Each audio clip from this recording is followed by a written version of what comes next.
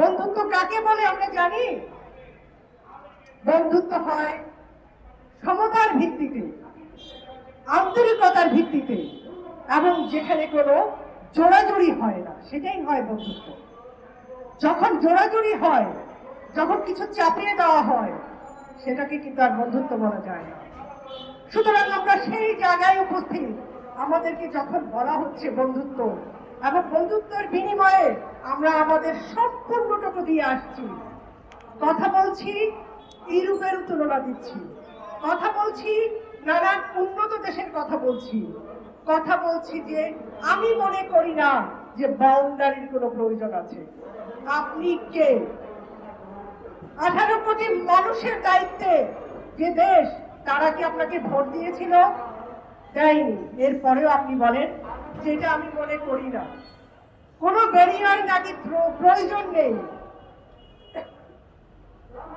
ইউরোপে কোনো ব্যারিয়ার নেই। কোথায় ইউরোপ?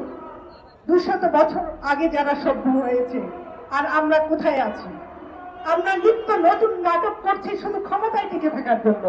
ইউরোপের কথা আমরা কম মুখে বলি, বাউন্ডারির কথা বলি। তাহলে কালকে কাঁটাতারের বেড়া তুলে দেন, বলেন আপনি ভারতকে কাঁটাতারের বেড়া তারা দিয়েছে, তুলে দিক তারা। তাহলে সেখানে আমাদেরকে আর ফেলানি হত্যা দেখতে হবে না। এই কথা কেন?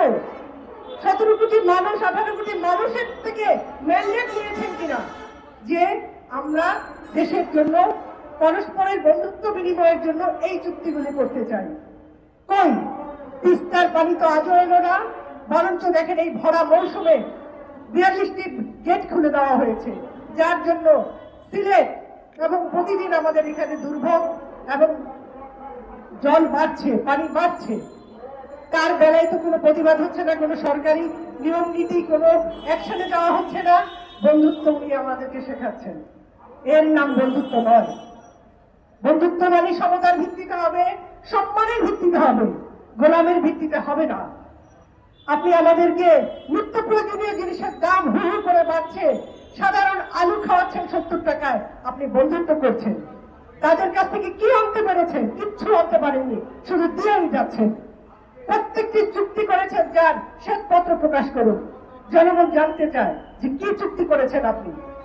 সেই আপনার বাবার আমল থেকে যা কিছু চুক্তি হয়েছে, একটারও প্রতিফলন ঘটেনি এখানে। যেটা আমাদের স্বার্থের প্রয়োজন, কিন্তু যেটা তাদের প্রয়োজন, ভারতের প্রয়োজন, সেটা কিন্তু তারা সমূলে শতভাগ উদ্ধার করে নিয়ে যাচ্ছে। আমরা আমাদের এত প্রিয় মাছ, ইলিশ মাছ খেতে পাই না। সাগরের মধ্যখান থেকে তারা ইলিশ মাছ তাদের মতো করে নিয়ে চলে যায়। কারো প্রশ্রয় দেয় এগুলা? কাদের প্রশ্রয় এগুলা হচ্ছে? আপনার প্রশ্রয়ে এই দেশে কি কি হয়েছে? শত কোটি, হাজার কোটি টাকার বেনজির বের হয়েছে, আজিজ বের হয়েছে, মজুররা বের হয়েছে। আর কি বলতে চান আপনি? দেশের আইন শৃঙ্খলা বাহিনীর যখন এই অবস্থা হয়, তখন নিরাপত্তার ব্যাপারটা কে দেখবে? এবং সেটা আগে ভাগে পরিষ্কার করে দিয়ে এখন দেশের স্বাধীনতা, সার্বভৌমত্ব, নিরাপত্তা সবটা আপনি আরেকটি রাষ্ট্রের কাছে তুলে দিতে চান। পরিষ্কার বোঝা হয়ে গেছে, জনগণ বোঝে না, এতটা বোকা জনগণ নয়, কিন্তু 17 কোটি মানুষ রুখে দাঁড়াবে। মনে রাখুন, কোনদিন চক্রান্ত, অপশাসন দীর্ঘস্থায়ী হয় না। যথেষ্ট হয়েছে। 3বার আপনি ভোট ছাড়া নির্বাচিত হয়ে দেশে, এবং কি বলেন? জনগণ আপনাকে ভোট দিয়েছে। কি করে বলেন আপনি? আমাদের লজ্জা করে, কিন্তু আপনার লজ্জা করে না। আজকে এই সমাবেশ থেকে, বিক্ষোভ সমাবেশ থেকে আমরা পরিষ্কার জবাব দিতে চাই, এখানে কোনো স্বার্থ বিরোধী, রাষ্ট্রের স্বার্থ বিরোধী, স্বাধীনতা, সার্বভৌমত্ব বিরোধী চুক্তি এক্সিস্ট করবে না। আমরা তা মানব না, তা হতে দেব না। আপনারা ভালো থাকুন, রাজপথে দেখা হবে। যতদিন প্রতিবাদ চলবে, ততদিন অগ্রগামী সৈনিক হয়ে আপনাদের সাথে থাকবো।